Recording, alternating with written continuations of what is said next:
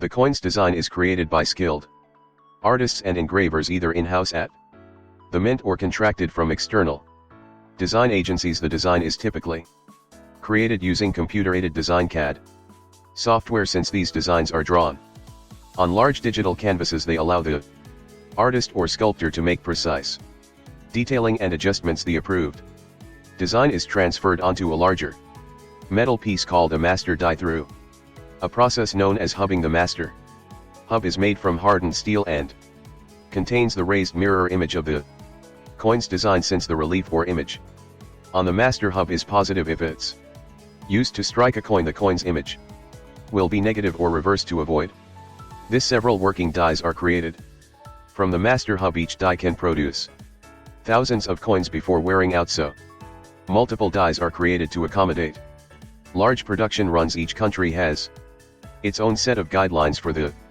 composition of its currency. The vendors who supply the metal or stock to the mints must follow these guidelines to the letter. While gold, silver or bronze were the coinage metals of the ancient world, these days most coins are made up of nickel, copper or aluminum. On top of being cost productive, these metals are also resistant to corrosion, which allows them to maintain their shape over extended periods of circulation.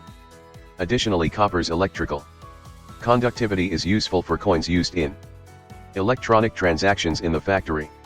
Strips of copper, nickel or zinc are ready to be turned into coins. Each strip is about 1,500 feet long, which equals the length of 5 football fields. Coin blanks, also known as planchettes, are produced from metal strips of the appropriate composition such as copper, nickel, zinc, etc. The metal strips are fed into a blanking press, which punches out round discs with the precise dimensions of the intended coin. The blanks may undergo an annealing, a process of heating and cooling to make them more malleable and reduce the risk of cracks during striking.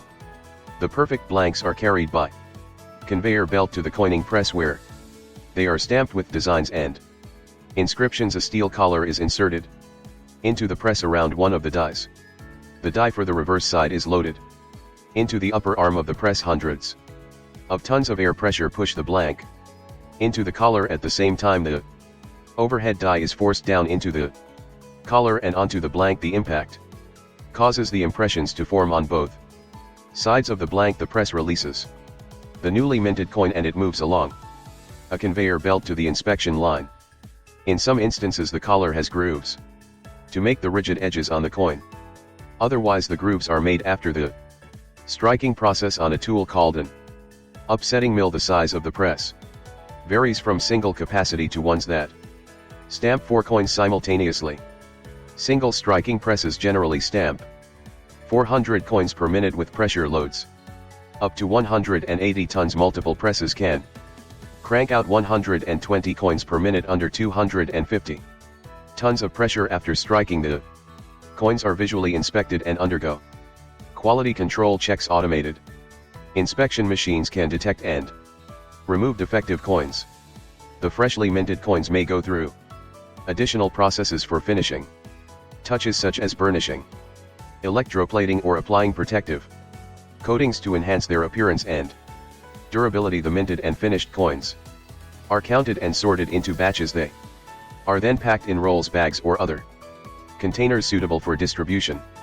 The coins are distributed to banks, financial institutions, retailers and collectors. In some cases, the coins may be shipped internationally to meet demand in other countries. As digital payment solutions and electronic transactions continue to gain popularity, and advancements in financial technology, fintech reshape how people conduct transactions. It's not long before coins become a relic of the past.